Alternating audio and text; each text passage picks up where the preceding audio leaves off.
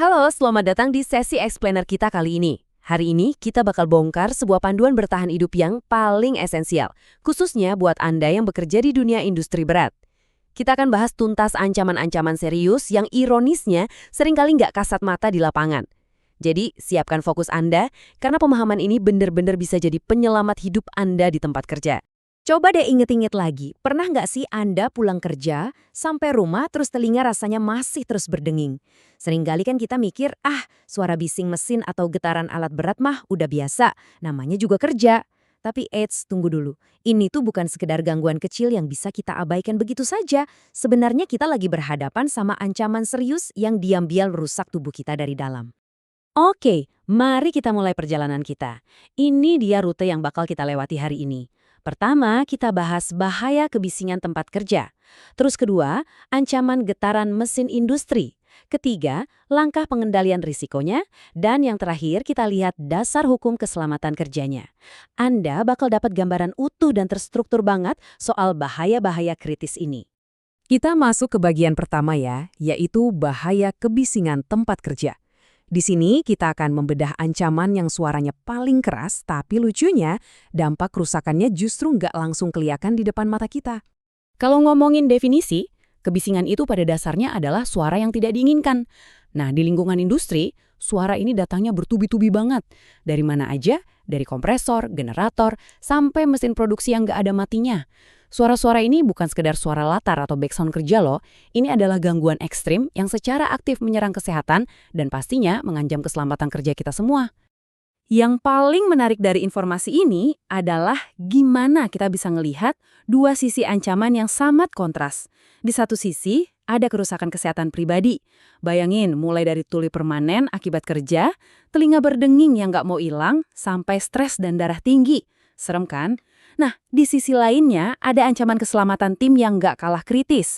Coba bayangin malapetaka apa yang bisa terjadi kalau Anda sampai nggak dengar alarm darurat atau instruksi penting dari rekan kerja cuma karena areanya terlalu bising.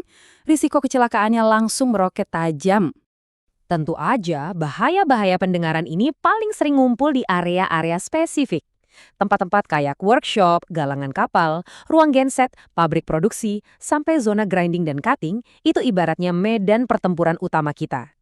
Kalau Anda sering berada di area-area ini, Anda itu posisinya ada di garis depan, yang artinya butuh kewaspadaan ekstra banget.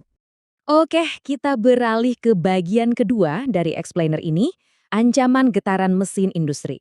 Ingat ya, kalau kebisingan itu ancaman yang kita dengar, lalu sering kita abaikan. Nah, kalau getaran ini adalah bahaya tak kasat mata yang langsung menginvasi dan benar-benar dirasakan oleh fisik kita. Secara teknis, getaran ini adalah gerakan berulang dari mesin atau alat kerja yang diterima oleh tubuh kita secara terus-menerus. Maksudnya gini, getaran di tempat kerja itu bukan cuma guncangan biasa. Ini tuh pada dasarnya adalah serangan fisik yang sifatnya repetitif atau berulang-ulang terhadap tulang, otot, dan saraf kita. Dan ini mutlak nggak boleh dibiarkan berlarut-larut. Nah, kita perlu memecah paparan ini jadi dua jenis, tergantung alat berat apa yang lagi dipakai. Pertama, ada yang namanya hand-arm vibration.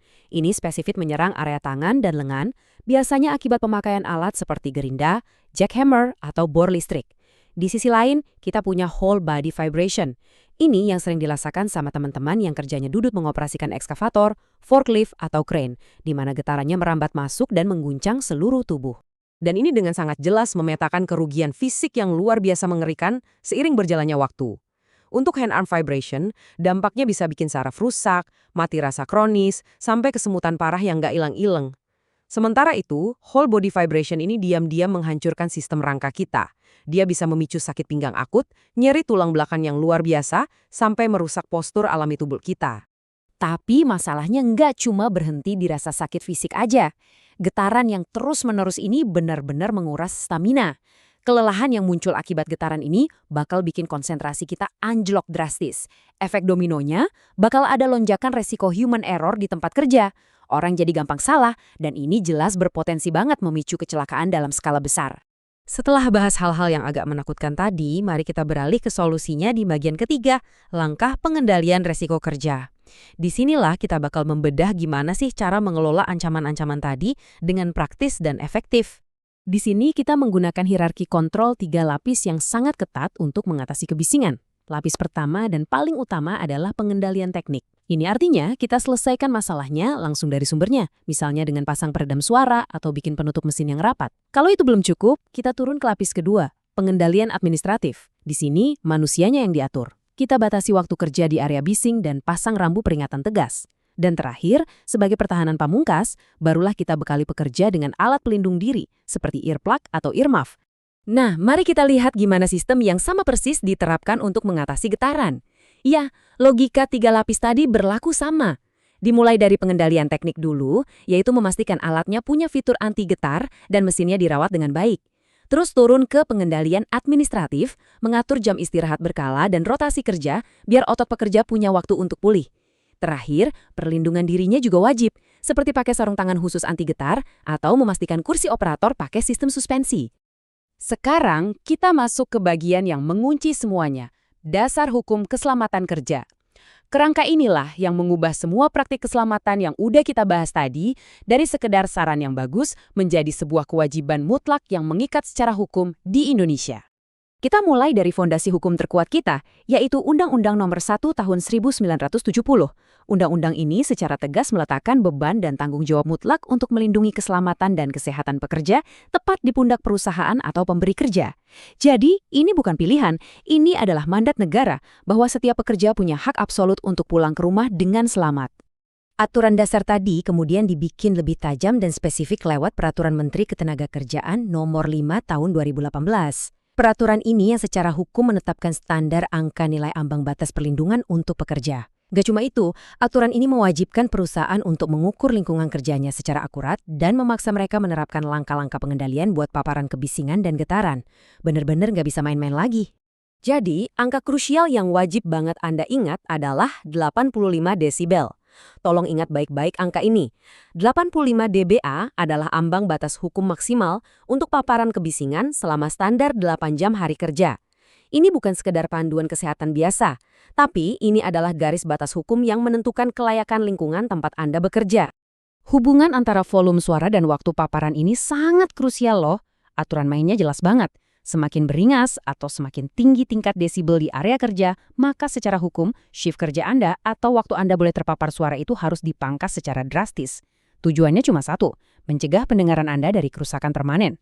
Sebagai rangkuman singkat, inilah daftar kewajiban absolut bagi perusahaan yang patuh terhadap standar keselamatan. Mereka wajib melakukan identifikasi bahaya di awal, rajin mengukur lingkungan kerja, menerapkan hierarki pengendalian risiko, menyediakan APD yang berkualitas, dan menjamin adanya pemeriksaan kesehatan berkala. Kelima hal ini adalah resep jitu untuk memastikan para pekerja tetap sehat, aman, dan pastinya bisa terus produktif. Dan ini membawa kita pada satu pertanyaan penting sebagai penutup explainer ini. Coba tanyakan pada diri Anda, apakah tempat kerja Anda saat ini benar-benar sudah memenuhi standar perlindungan yang kita bahas tadi? Ingat, kesehatan adalah aset terbesar yang Anda miliki. Semoga informasi ini ngasih Anda wawasan buat lebih peduli dan berani menyuarakan pentingnya keselamatan di area kerja Anda. Terus semangat, selalu utamakan keselamatan, dan sampai jumpa.